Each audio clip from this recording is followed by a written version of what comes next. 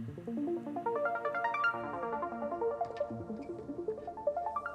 this is Corey with Eijkelkamp, and today we're going to be talking about a modem and divers along with our well. So in the last video, Alex and I were actually developing this well. Now we have the casing done, everything is installed, and now we're ready to take this well and make it a smart well using a modem.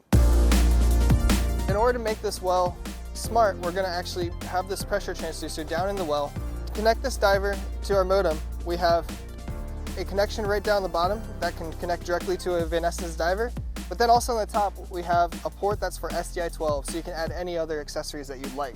To actually connect your diver to the cable, the diver uses an optical transmission to send the signal through the cable. So all you have to do is make sure that you screw on these nice and tight, make sure nothing is in between the diver unit and the cable, so no sand, any silt particles.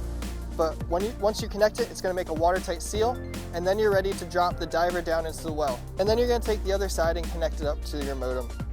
And the modem is actually perfectly sized that you can slide it right down onto the top of your well. Now you're ready to add your antenna.